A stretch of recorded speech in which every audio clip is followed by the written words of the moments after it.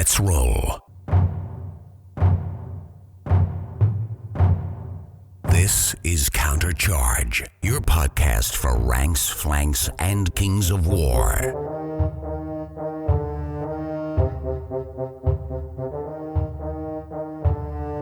Join your hosts as they delve into the world of Panithor and bring you worldwide coverage of all things Kings of War.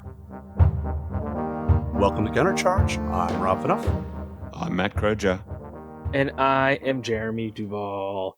Guys, the world is still spinning. Birds are still singing in the air. We are all still alive and well. How are you guys doing today? I'm great.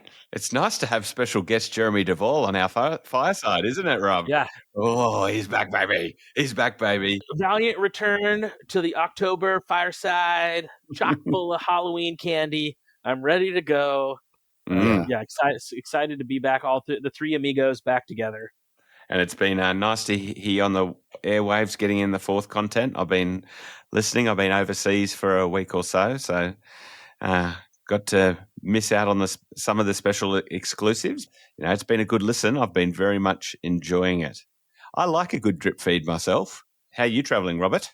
It has been a strange time on places like Fanatics in regards to the response of 4th edition. It's been a little mixed, right? The nicest thing I can say, some people are maybe not as much fans, and some people are, take the more balanced approach. But I don't have all the information, but I've been loving the drips and putting this stuff together, and everything that I'm hearing, it's forming into a really cool looking game.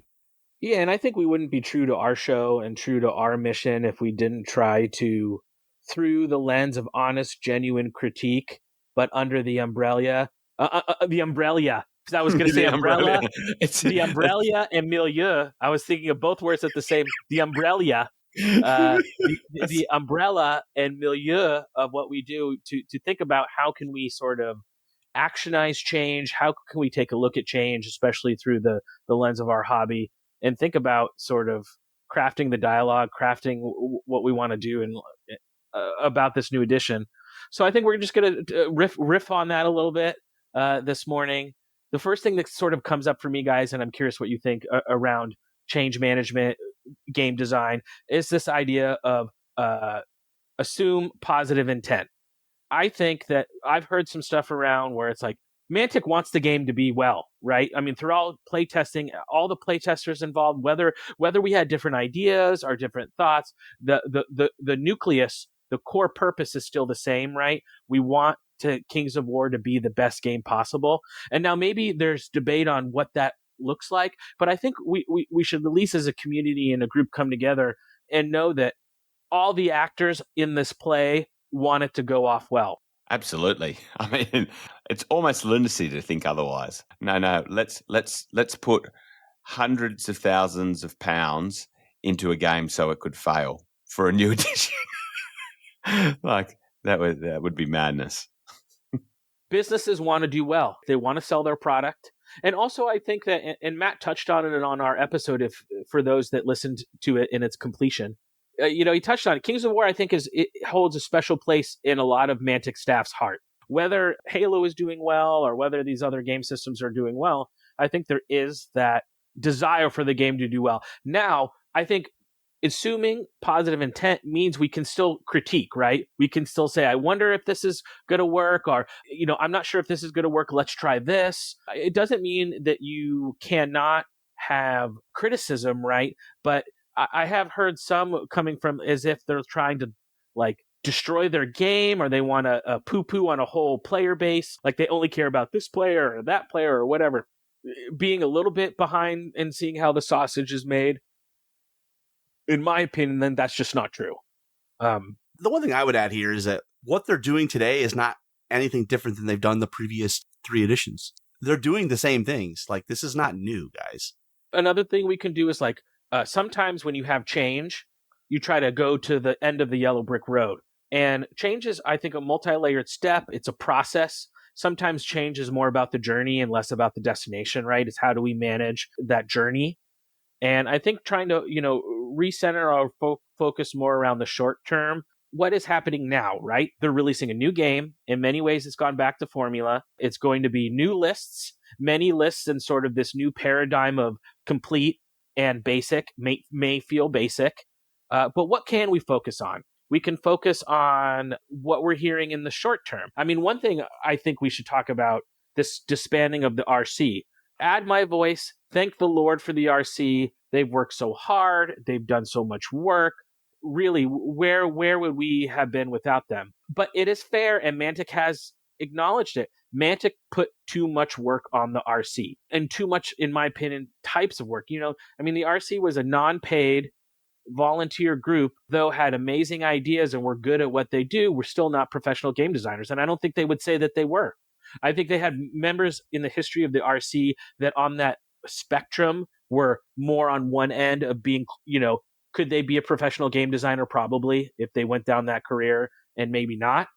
Thinking about how Mantic wants to reconceptualize the RC, depending on how you frame your lens and look at that, they're taking away this need for the RC to write rules, come up with Clash of Kings updates, and instead empower a group, which they've said this RC playtest group, RC I use in air quotes, is going to be from different types of players, tournament players, garage gamers. It's going to be players from all over the country, all over the world.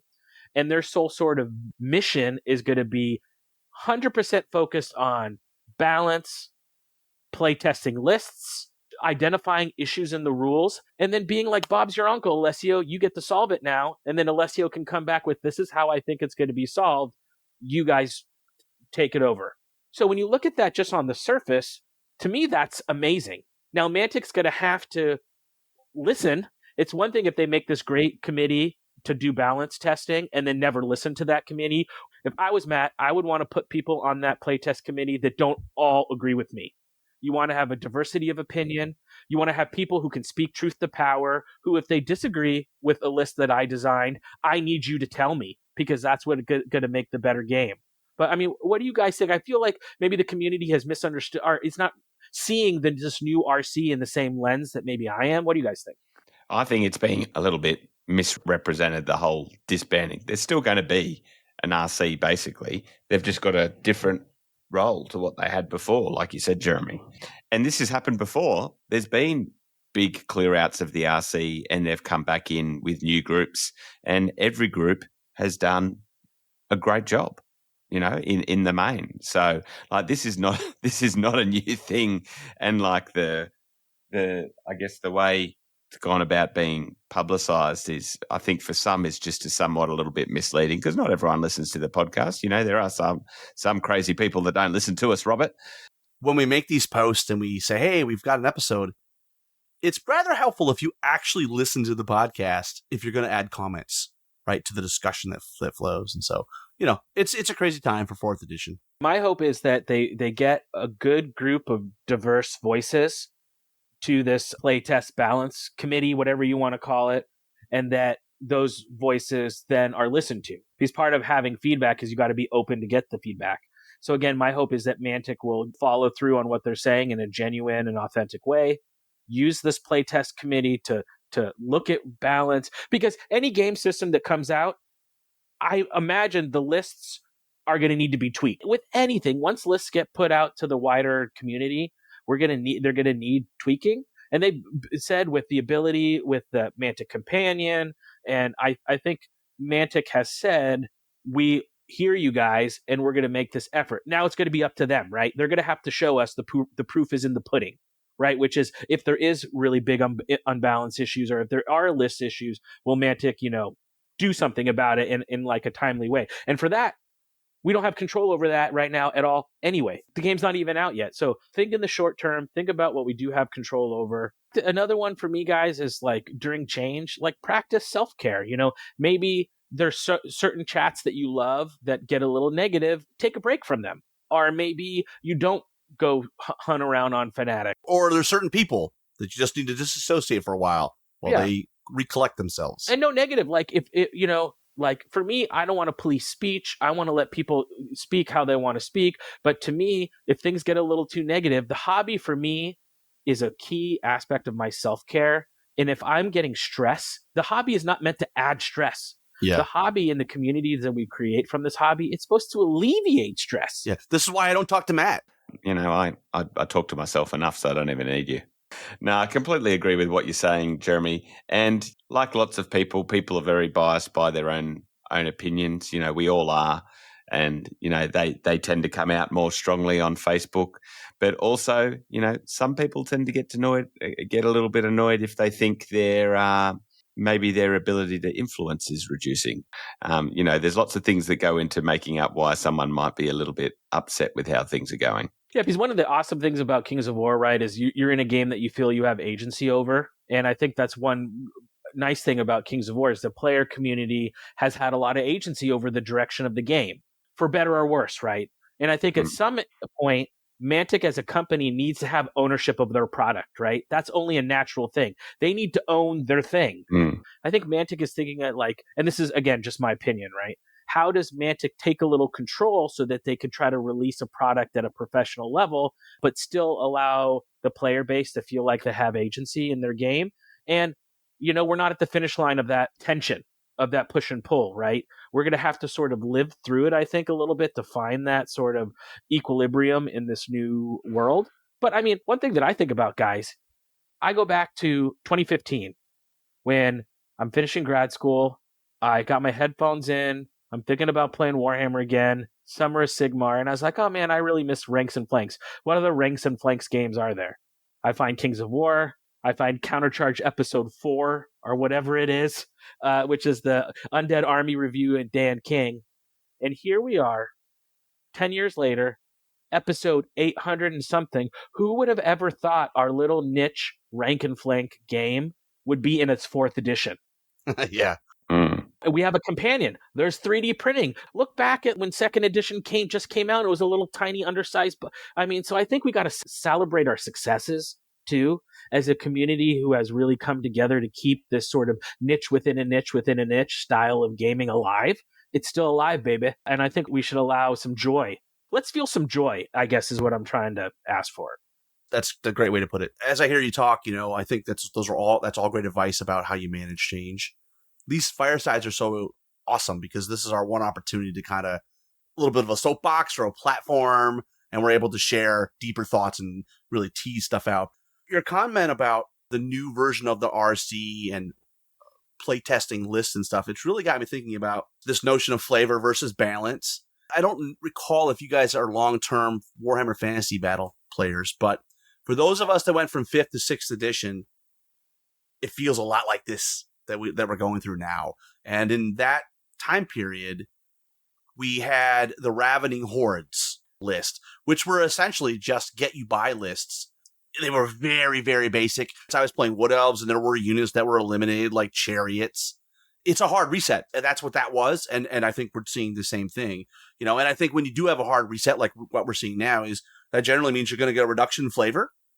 They're turning off some of the variables to make balancing easier. But that's not the future. That's today. So my guess is that the new playtest group that we were just talking about, they will just focus on lists, and they'll really be looking at is there internal and external balance within that list and in between lists, right? Indirect effect of that is they're going to kind of confirm the pricing formula, and that'll give them the data to refine it even further.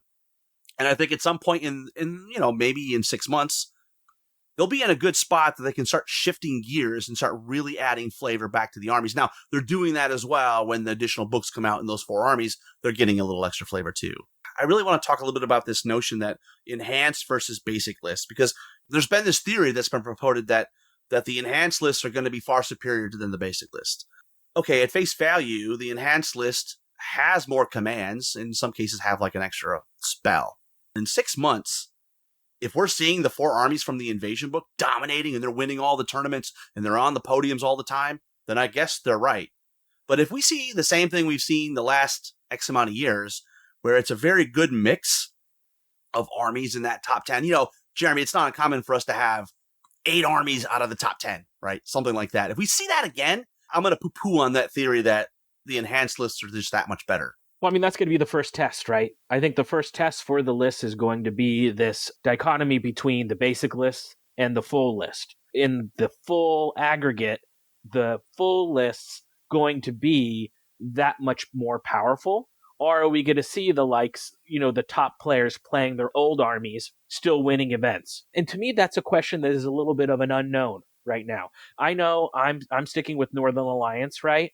And I'm looking at Northern Alliance lists and I'm thinking about, okay, who do I want to take? I'm thinking like taking the Ice Blade so that I can use half-elf berserkers as my core unlocks. But then that means I can't take Harim, so because they're both warlords in the same battalion. So do I got to get 2 battalions in there? So the list building for me is really interesting new space. But you're right. That is going to be 6 months from now when we have a half a year of tournaments and we have that data, right? And we look at, are the full lists drastically outperforming the basic lists? And then that's when we're going to need that playtest group, one, to do their side, which is provide that feedback, and then we'll need Mantic to listen. If we go 6 or 8 months and the full lists are just dominating and there isn't anything done to maybe shore up the basic lists, then I think that will be a really valid criticism to have at that point. But I just don't know until everything's released to the ecosystem. I mean, what do you think, Matt? From what we've seen, I'm not at all convinced that we're going to see a massive power difference, with maybe the exception of the Zerkali. We'll see. I'm quite happy to say I think they've missed the boat a little bit with maybe taking away a bit too much flavour in the basic lists, and particularly with some of their armies that were given real facelifts in terms of models and rules. I think there's been a little bit of underdoing it. I would have probably preferred to see them finish with the main armies kind of where the salamanders are or something now, and then go a little bit more ham in the books. But it is what it is. And in the end, we played an incredibly between lists bland game back at the start of second edition. And I think we are still beyond that. And I think we're going to end up with we're getting a much better base game, I think.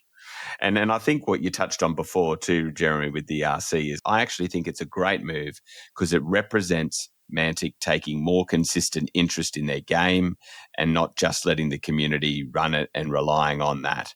Like the Clash of Kings book, essentially, like they might have a few ideas, but it was basically a community written book every year, and this represents Mantic caring about their game. And I think you have a total valid critique, right? And I get the logic. We got to go back before we can add, right? It's the 1 step back, 2 steps forward. Now, did they go 3 steps back and then we're going to go 8 steps forward? That is like a critique that I think is totally valid, that especially looking at Northern Alliance, Tundra Fighters gone, looking at those lists, the Mantic 2.0 list, that we had just starting to get that delicious Mantic 2.0 flavor. And now it's gone, and I'm eating lettuce and brown rice again. But I think now, again, the promise is we've gone back. Now Mantic is going to need to follow through with this. I'm buying in. You got me on the train, guys. It's time for you to get me to the station. Right, baby? You got to get me there, get me off this train. Are we going to see them adding in that flavor over the time? Or are we going to want more flavor? But what I'm hearing is we're going to have the invasion books, and maybe the invasion book has a new unit for another faction that isn't part of those 4. So I think they have all the levers, right? They got the companion, they got the invasion book, they got the dials. Maybe they're turning it up to 9.5 and we want them to turn it up to an 11, but the dials are there. So now it's just going to be, will they follow through with those adjustments? I agree. And am I going to spend about $1,000 on Zerkali? Absolutely. Well, guys, one of the other topics we need to touch on is the media coverage and the hype train. There's been some discussion on various forums about, how Mantic is drip fed is the term, I guess, that's been used. From my end, and you guys are welcome to chime in here, but Mantic did a great job this time communicating with us, spreading out like specifically lists into different groups, within the community, different podcasts, different YouTube channels. That said, Mantic has no control really over what effort people put into that. I mean, they had specific rules of what we could and we couldn't do. I can't speak for anybody else, but on our end, we spent, and Jeremy and Matt will shake their head here, I'm sure we'll agree, I assume, we spent a lot of time trying to connect the dots because it's really hard to just, hey, look at this unit or look at this rule when you don't understand the bigger context. And we also spent a lot of time trying to plan the best way to share that information so it's more digestible when we sit down to record, because ultimately we are fans, we are listeners and consumers of other people's content. Regardless of what people might think, it's a lot of work to do some of this stuff. And so I appreciate everybody that put in some effort on this. And as Jeremy started with, assume positive intent until proven otherwise. Like, you're right, Rob. In the end, just for a little behind the scenes, Mantic was like, here, you can talk about this. Here are the rules. Don't show any screenshots. Try not to read verbatim what's in the sheet. Go for it, right? So the type of content that you're getting outside of those rules, that's not necessarily coming from Mantic. Those are the different shows and different podcasts or whatever, and how they choose to develop an episode, how they choose to develop content. And all I'll say in the frustration, in the past, there's been no Mantic strategy. One Clash of Kings book, Rob and I wrote a 4-paragraph marketing plan. And this was when Crozier too, and we were doing, okay, this is what we'd love to do, Mantic. Week 1, we want to talk about this. Week 2, we want to talk about this. Week 3, we want to talk about this. And week 4, we're going to finish with this. It's going to be a whole month of the new Clash of Kings book. We're going to have all these episodes. This is our idea. And I love them to death. Mantic's response was, okay, sounds good. Right. Mantic as a company learns by doing, I think. That's part of their ethos, is they come up with an idea. I don't know if that resonates with you, Rob. And they're like, we're going to try it. And we're going to learn from it. Yeah, this is 100% the best that Mantic have ever done it in terms of, how they've approached it. But also, sometimes I just wonder what people think they're listening to when they're listening to a podcast. We're not authorities all the time. You're tuning into a podcast to listen to someone's opinion. So you get an opinion. That's what you're going to get, baby. You either like people's opinions or you don't. It always surprises me when people are surprised about getting blowback of their opinion piece posts on the internet. Oh, I don't know why everyone's so annoyed at my post, because it's an opinion too and people don't agree. So it just is what it is. And again, we're coming from not like a Mantic good, everyone else bad. We're just trying to give you guys some, as Rob and I love, a little bit of behind baseball to know that there is more that happens in any given situation than what you sometimes see on the surface. There's a reason why the iceberg, you see the tip, but you don't realize all that's going on underneath. So I guess just keep that in mind when you're Johnny on the spot, ready to poo-poo on someone's Cheerios, that doing this stuff is hard work. And I think we've done it long enough that we have thicker skins, right? So for us, if someone tells me, Jeremy, you suck, I'm just like, okay, well, that's fine. It's all good, bro. But some of these other content producers just know that, it's hard work to make stuff for you guys. The people on the other end, you're only getting the pleasurable bit, the tip. You're just getting that, you're getting just that. For a second, just to see how it feels.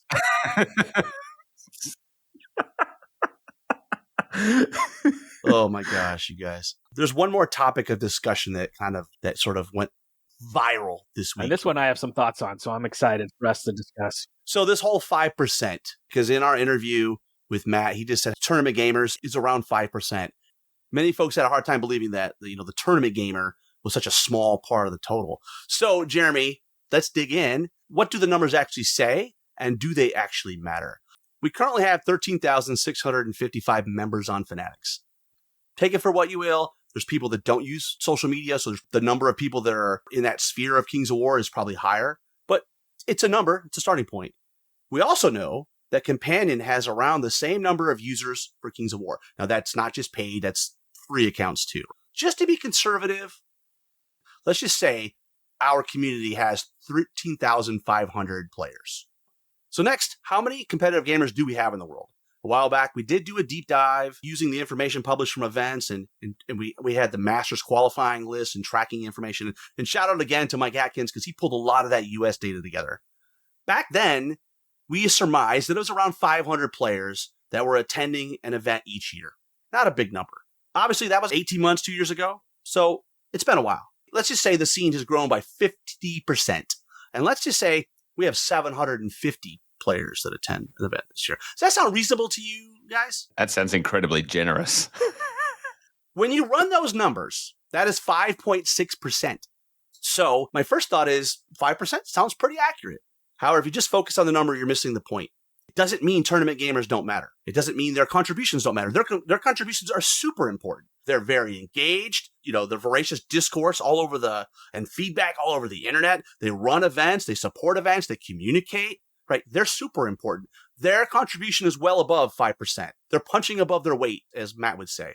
But what that 5% number also says is that we need to be committed to hearing from the whole community and making the game more accessible. You know what? Let's circle it back to that new rules committee.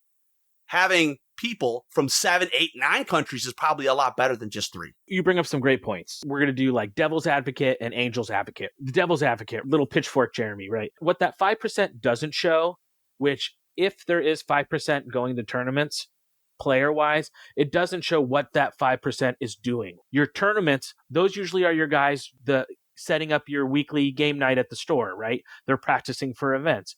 They're your community leaders, right? They're your guys doing podcasts.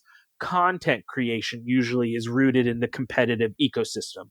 So when you think about creating the ecosystem of Kings of War, right, which is YouTube, podcasts, tournaments, the awareness, the Kings of War and the zeitgeist of the world, I think your analogy of tournament players punching above their weight, perfect analogy.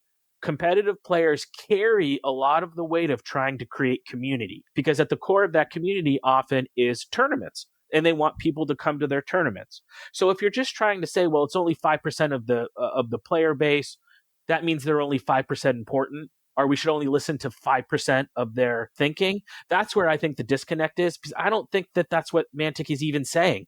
They're just saying, they're using that example of, we have a lot of players that don't play in tournaments. Now, those players may follow tournaments. They may be fans of tournaments. They may one day want to go to a tournament. So they're still in the orbit of the ecosystem of tournaments, but they're not playing.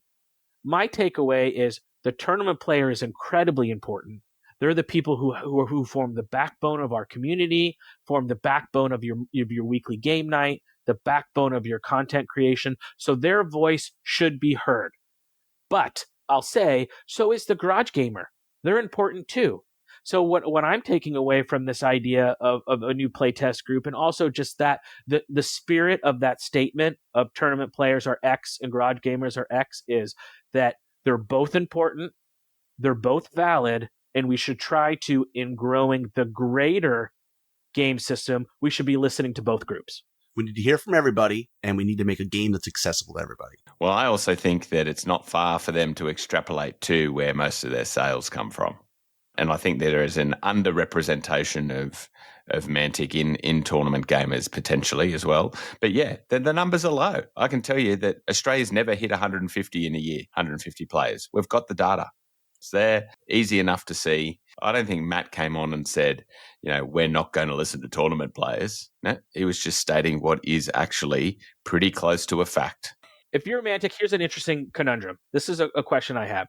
You have player A, tournament organizer, a master dude bro, goes to Adepticon, goes to all the stuff, runs tournament, helps promote his local game night. He's at his game store playing Kings of War, does not buy one Mantic product, but is creating content, running events, everything.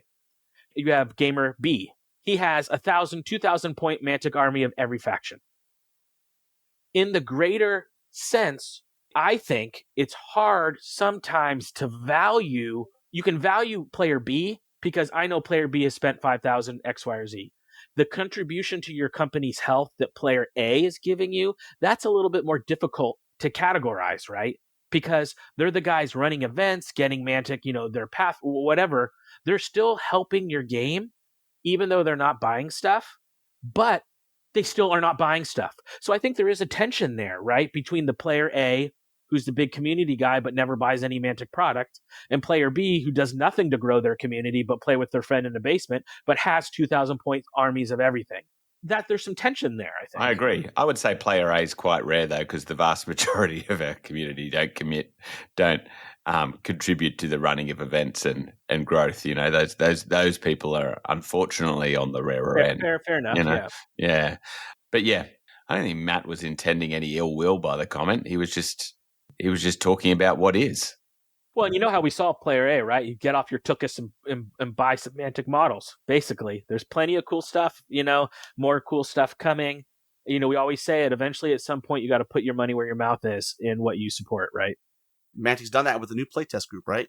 Again, they're more than doubling the number of countries they're going to pull in, and I'm expecting there to be a mix of the competitive gamer and maybe the casual gamer. At the end of the day, they just have to hear from everybody and do their best to make the game accessible to everybody. A rising tide rises all boats. The frustration I hear, which is if the tide rises here, it means it's less for me. The resources are the fun.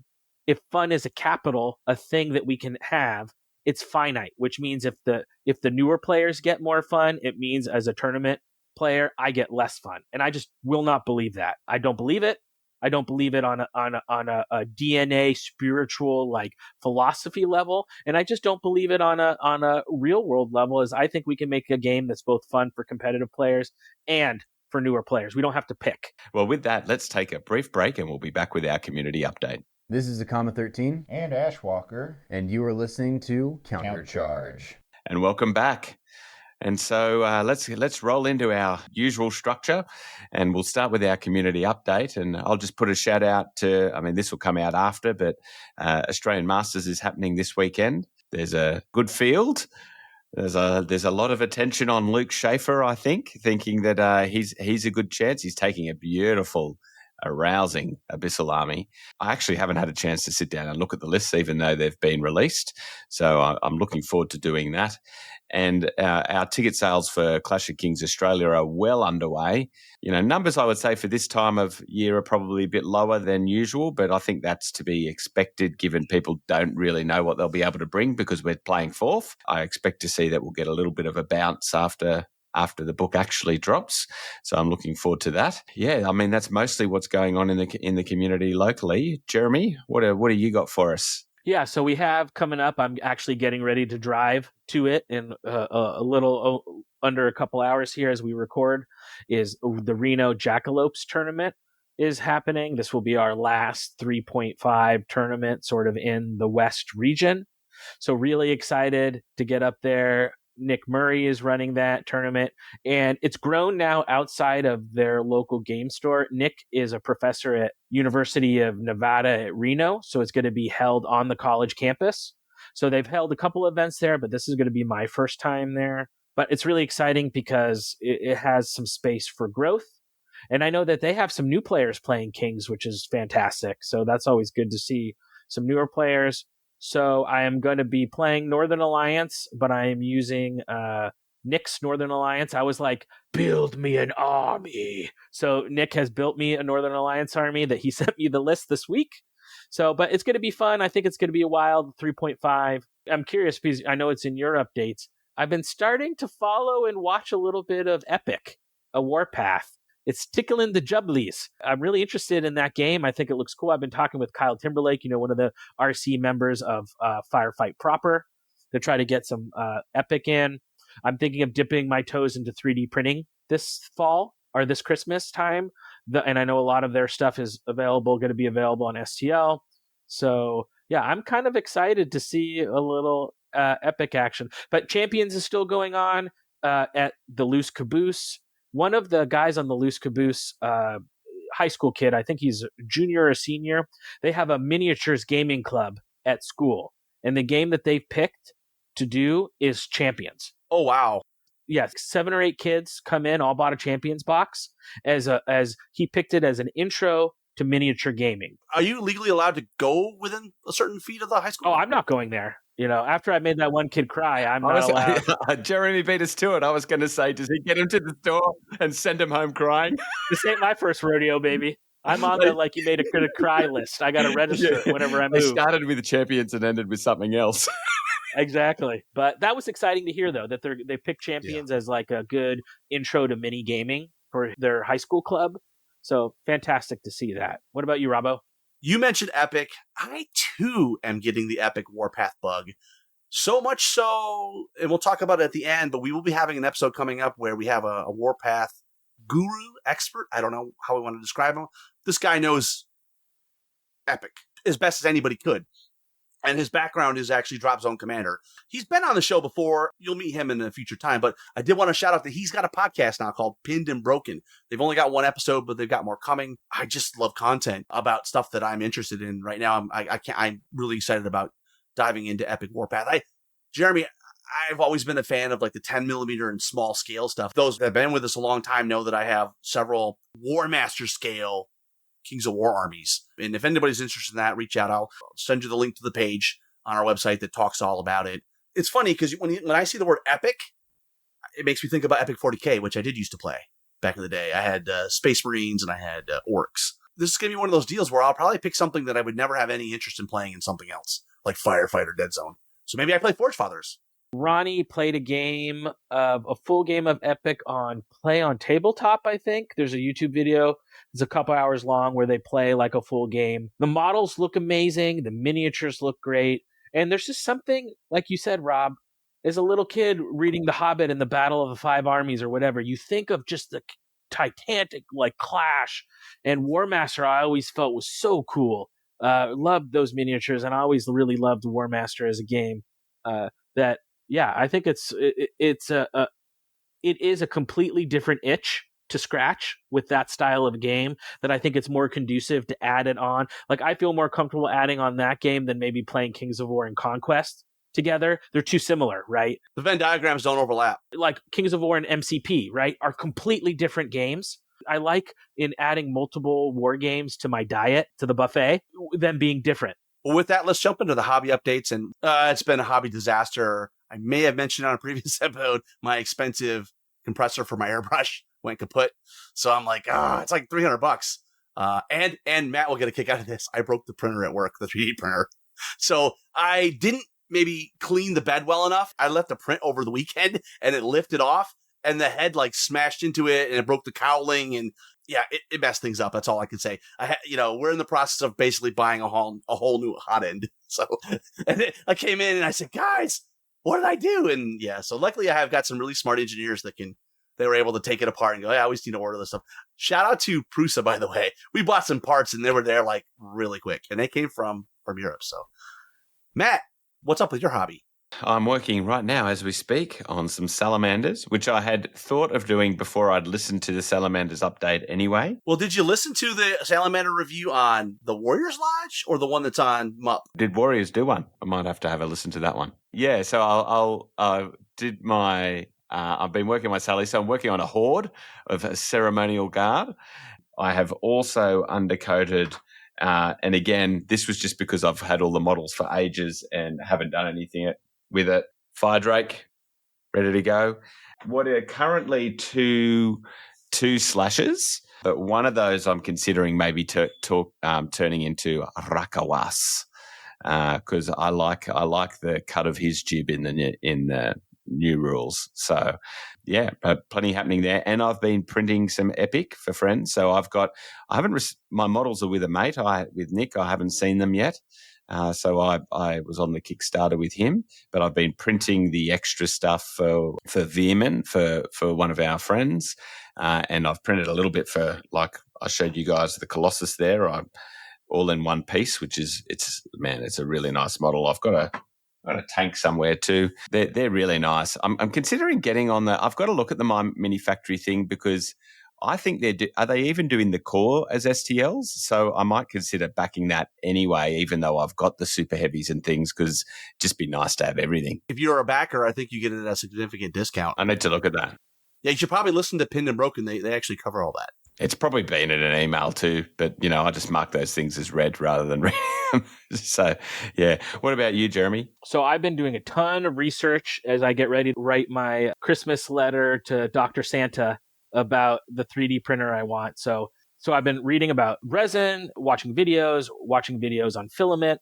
So I think I'm going to start with the filament printer. Just it seems like getting into 3D printer, that's probably the way to go. I can do terrain. I can do basing elements. Also, I love board games. So I want to do a lot of custom boxes and containers for like board game stuff. So, and then also we do a lot of party planning. Stacy loves. So I feel like starting with that makes sense. So I think I'm going to go with the Bamboo H2S which is the Bamboo Labs, their higher end one, but the single nozzle of their H series. It's the cheaper one, and it's on Black Friday sale right now too.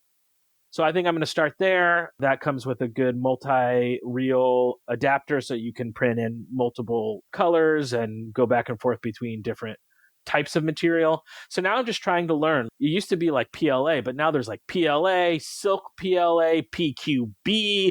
There's lots of different types of filaments, I guess. This is all news to me. But that's really a lot of my hobby budget has been spent just researching 3D printers, of trying to make like educated choice. You're a big printer, Matt. Does what I'm saying make sense? Am I out to left field, or what do you think? No, 100%. I think you're making a good choice there. I've got the XC1, but it's overkill. I don't use half the things it's capable of. I think your choice there is a really good choice.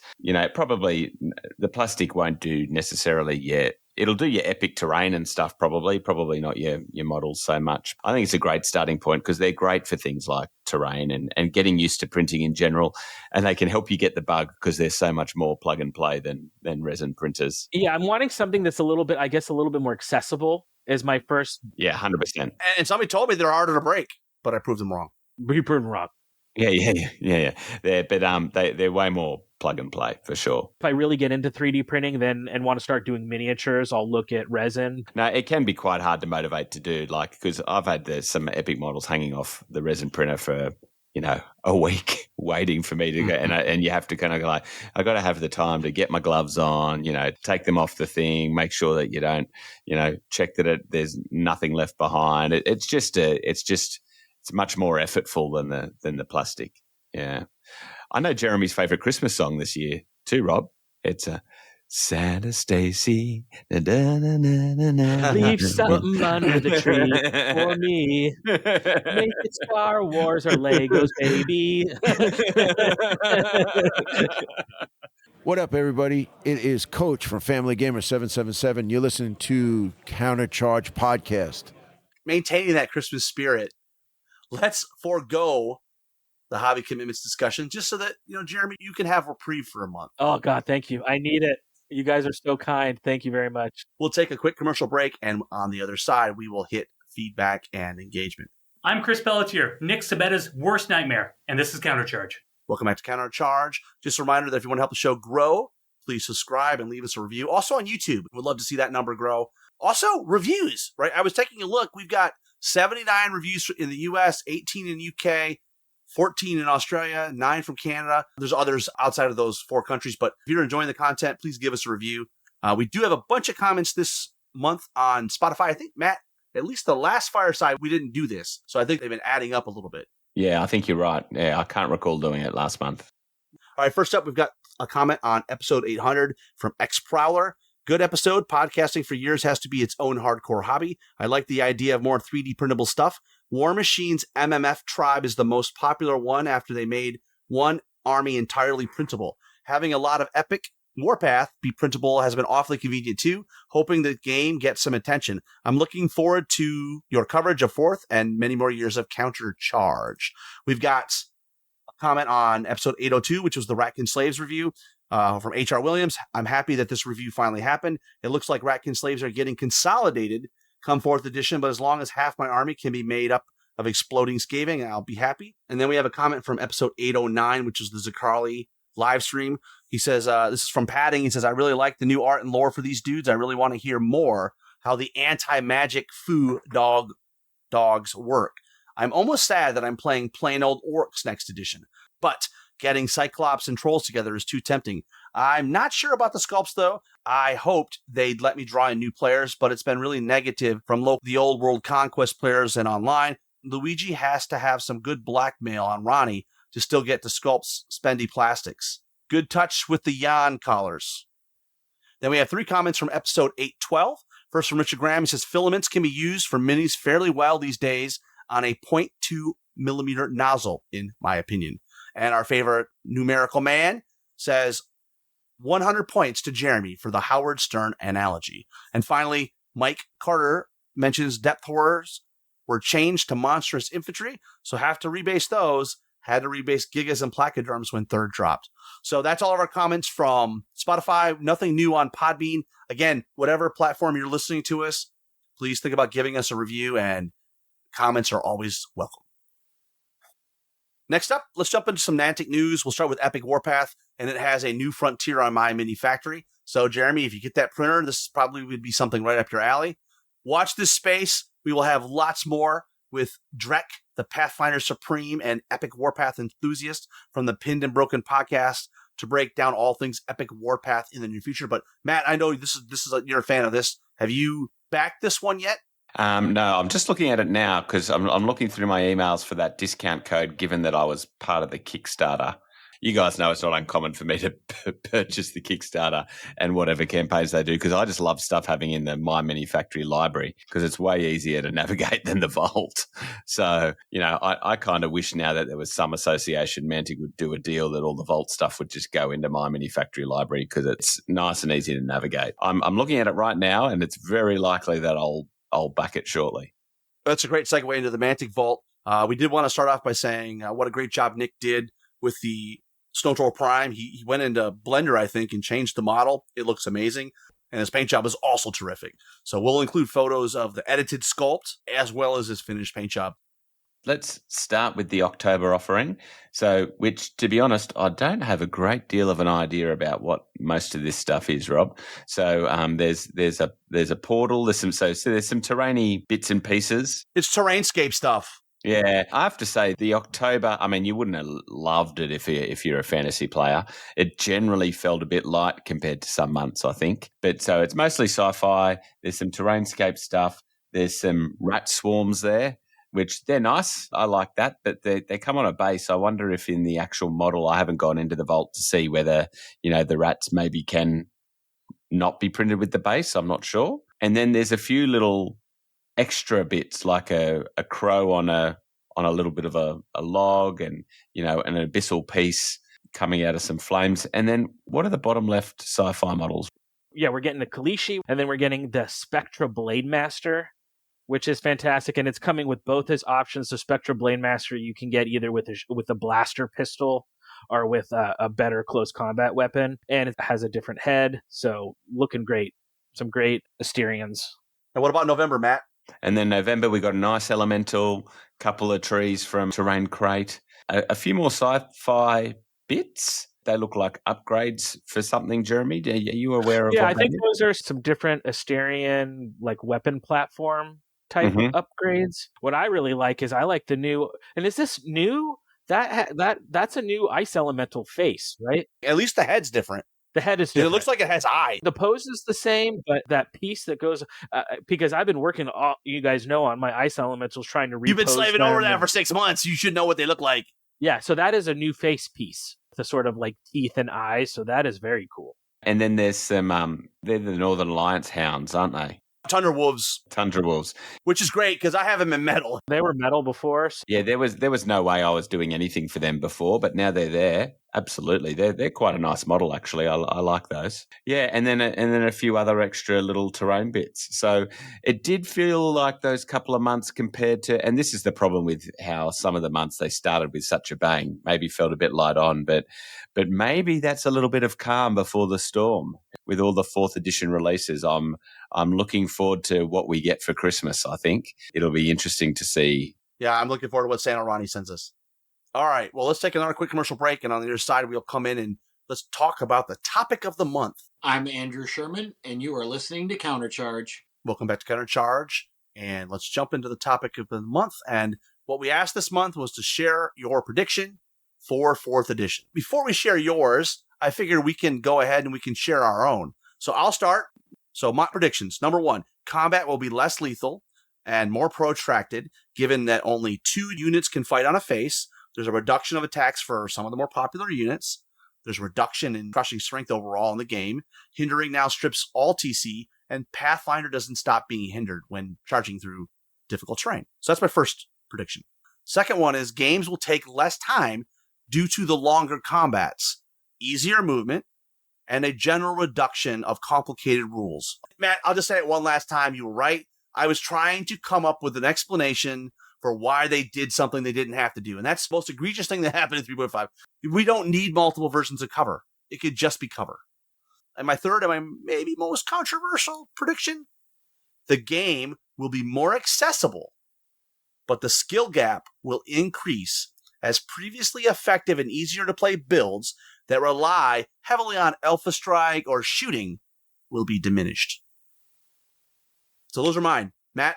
Like you mentioned, combats being less lethal, Rob. I'm probably more on, and I've seen that mentioned elsewhere. I think that's going to be mixed because also now we have the ability to split attacks on the counter.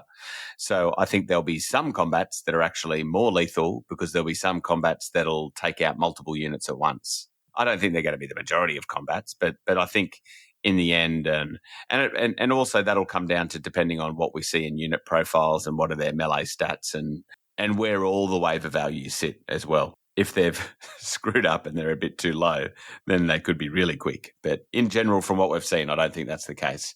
My second prediction is we've got a better game, right? Is that we're going to have a more streamlined, even less question-based game than what we had. That is nice and smooth, even easier for TOs to run at any level.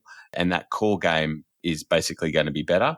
And speaking of core, I mean, this one is a bit of a numpty prediction because, you know, it's pretty obvious with the list building that's occurred. But I'm looking forward that we're going to see much more of the core rank and flank on the table. I do wonder if we will see even less troops as part of that because most of the troop costs got a bump. And we should make the distinction when we say troops, you're talking about infantry troops. Sorry, infantry troops. Yes. Because what used to be a regiment of large infantry is now called a troop. That will still be core and unlock and stuff. Now, Matt, you used the word core. Any potential that Mantic is foreshadowing here, Twilightkin, with the use of the word core? Yes. There is potential. Sorry, it took me a moment to clue in. I'm like, oh yeah, I'm doing the Twilightkin review. Definitely some foreshadowing there. So you'll have to wait and tune in. We'll be recording very soon. Jeremy's always like going to have these enlightened predictions. I'm ready. Not really, but I mean, I have some ideas, I guess. A year from now, we're going to be like, wow, these core rules are better. Wow, man, this game is smooth. It's feeling good. The balance is going to be reactive. I think it's going to be timely. I think, and I've said it a while, I have two couple things. I think Berserker Infantry are going to be good. And I think the infantry regiment, this is going to be the addition of the infantry regiment. I like it. It's easier to double charge with two regiments than it is to try to get a horde and something else in. So I think volume of dice in this edition is going to be important with less crushing strength. This edition, you want to be rolling dice. I think shooting's still going to be good. I think shooting has not gone away. I think shooting in your sort of initial weekend punch and late game, I think shooting's going to be important too, especially with how withdraw and all that stuff works. I really think the dream of an edition where combined arms is good, like really good, not just for us who love combined arms, but combined arms is good within the meta. I think this is going to be a great addition for combined arms. Your comment about regiments, regiments being unit strength 2 and hordes being unit strength 4. In the past, there was a potential for going the regiment route to get more unit strength because we had regiments that were unit strength 3, right? The vast majority were 3. It was only the shooting ones that went to 2. Regiment unlocks the exact same as a horde. I think that's going to push people more to the regiment. I saw a comment somewhere about, I think we'll see even less hordes. And I'm like, big block of nerve, something, particularly when there's only 2 things allowed to charge into one facing now. I can see, particularly if armies have a bit of wound recovery, I can see hordes having the potential to be even more important in some armies. I heard Direct Misfire poo-poo the retaliate item. Oh, baby, I love a retaliate item on a horde, I reckon. If something bounces off you. So I'm really looking forward to see how our army list building changes. The horde is going to have a play in armies that have plenty of unlocks. And what I mean by that is they don't need to buy another regiment because they're trying to unlock something. In that case, why not just spend a little bit more and get a discount on 2 more unit strength and more nerve? All right. So with that, let's roll into your predictions for version 4. Let's start with Ian Kane, that Mantic won't have forgotten how to make a good game. Jason Murray says 2,000 points will be the new normal for tournaments, but I'd be more than happy to play larger point games, of course. We got Sean Clark. He thinks that all the angst will blow over and we'll still be playing Kings of War in years' time. Adam McCaskill or Kakwa, Mr. Deep Thought himself, I think they might launch a new faction. Max K says Mitch Millington will win Australian Masters 2026. Is that a crazy pick? I don't know, Mitch. Yeah, there's zero chance of that happening. Ross Novello says round bases, hardy har har. Paul Collins, fourth will be a better game than third. Tom Wiggins says hordes will be rare now because of how unlocks work. You'll sometimes see a damage-dealing horde with an item, but I don't think it will be common. That bit I can get on board with, I think. Yeah. Tony Lee says, I'll be just as bad as I was in first, second, and third edition. I love a man who stays true to their authentic self. Carl Newbold, I'm going to love it. In particular, the first year I play it when the reset button has been pressed and me and my gaming group are trying to figure everything out. Oh, I agree with that. That's the first year is almost the best time. Totally. It's a reset. Everybody starts at the same level. Super exciting. So Hong says, we make Kingdoms of Men great again. Scott Saley, Kingdoms of Man's hero will be renamed to champion, a champion. The Afflicts will find a recipe for gastromancy that heals. The sky did not fall. It will take about 3 to 6 months of list building to find that build that fits your playstyle. The Commodon will be in the vault, and new sculpts for old figures or lines will be done and offered in as STLs. We need to teach Scott how to read. One prediction, Scott. One prediction. I need to circle back to Hong. Are we ever going to see Hong happy? Maybe that should have been my prediction. Hong will still be unhappy with Kingdoms of Men. Yeah, but I think they got halberds now, is what I heard somewhere. So I think we did make him happy. Dan Barr, new undead models. We desperately need new plastic vampires and monsters. Oh, that would be cool. New plastic Soul Reaver infantry. Yeah, that would be sweet. So Daniel Haslam says, boomer spam. Louis Serra says, the loot will return.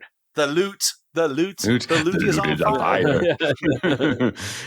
Alfred Anderson, we will be playing 2,500 plus points. Jesse Garrett, spam will still be a problem, and list building will be less interesting after a few months than it was in third. David Musgrave, Chris Lynch will be really annoyingly good at it.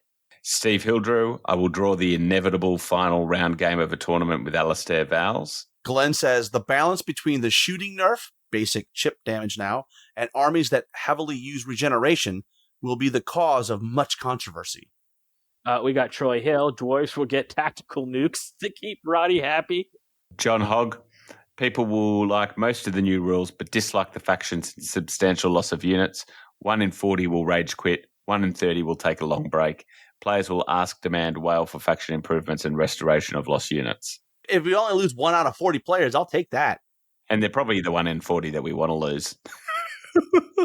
So Martin Bin says, my prediction is that no matter how good it is, some people will still complain about it. Wargamers' first favorite hobby is playing war games, and their second favorite hobby is complaining about war games.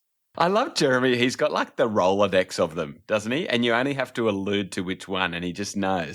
I got it. I'm ready. Johnny on the spot. That wasn't really him talking, by the way. That was me just hitting a button on my AI button. Yeah.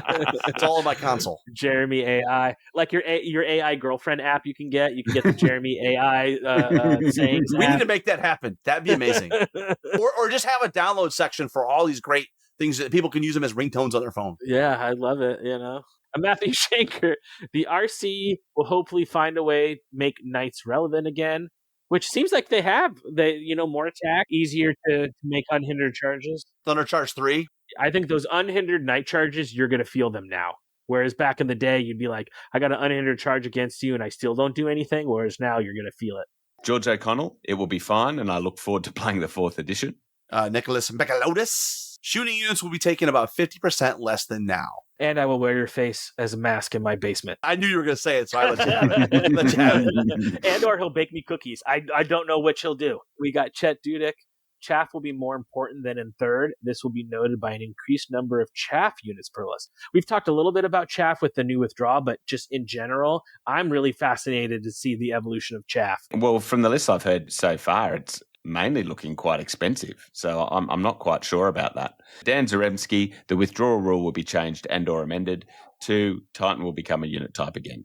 And then Matthew Temple says we will see almost no list that have 3 or more 3+ nimble defense 5 heroes. And there's still some stuff on Heroes that hasn't come out yet, which I can't wait till it does because it's going to be fascinating. Tom Freeman, I predict new dwarf and elf models that will get people very excited. Marshall Temple, artillery units with Shatter will become more important to certain play styles. And then Brian Luttrell says that the game will play really smoothly at the expense of playing interestingly. Our friend Erasmus Berger, in the narrative, Morgoth will make the Zerkali play nice with the other factions who would oppose undead. Jats Turk, anxiety leading up to, overwhelmed as it arrives and we get busy reading it. Where do I start? What does it mean? Trepidation, getting something to the table and going through a game. Relief that it isn't as overwhelming changes as I thought, followed by getting a few games and comfortable with it. Justin Burke says we will see a lot of lists with 8 core large infantry / cav troops, or for lists without this option, 8 core regular infantry berserker regiments. Thomas Bander Alexanderson says less units with inspiring on the table. Page Neo, I think that the 4 invasion armies will be quite ahead of the rest due to their access to more command orders, and we might need a quick fix to keep the game somewhat in balance. If this prediction's correct, we should be seeing Zerkali, Salamanders, Halflings, and Trident Realms start sweeping the podiums. Yeah, and he brings up a great point, and we talked about it earlier, this very point, right? This is going to be the first test, right? Is in 6 months, what are we going to be seeing? So Garrett says, I predict that 3 to 4 armies being updated, added every 6 months. It'll keep the tournament scene from crystallizing. It'll keep things fresher than they've been here at the tail end of third, where it felt like there were only a half dozen top-tier army lists. I know that's not actually the case, but it's how it feels to me. And then finally, we got Andrew Whitehead. I think more combats will last more than 1 round, less one-shotting of units. I think that's true, because I think a big part of Kings now is only wanting to charge when you think you can kill a unit in 1 round of combat, right? All of your engagements, all of your spacing, charging is often designed around what do I need to get to a 5 to break that unit in 1 combat.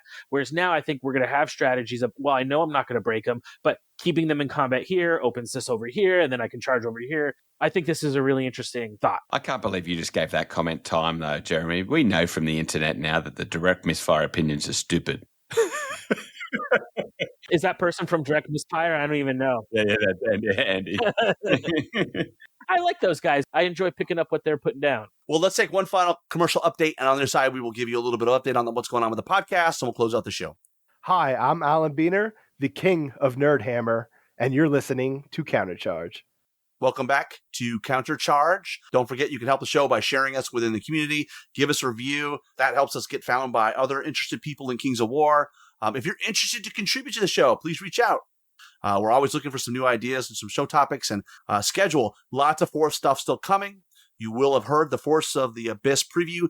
And then next up for us, we'll have the Twilight Gun preview that is being orchestrated within the confines of Australia. Zach is back for another episode in our Organized Play series. It'll be really great to talk to him, especially now that we're right in the marketing blitz for 4th edition. It'll be great to get a chance to talk to Zach. List builders will resume in the new year. And when this episode drops, we will post another topic of the month for November. So stay tuned for that. We hope you enjoyed that not quite 3-hour ramble. And so until next time, keep withdrawing. Thanks for listening. And we'll see you next time on Countercharge.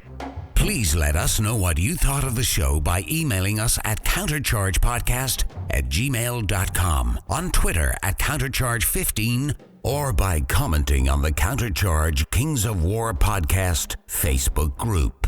If you enjoy the show, you can help others find out about it by leaving positive reviews on iTunes. Until next time, keep countercharging. Music is a composition of Kevin MacLeod and is licensed under Creative Commons.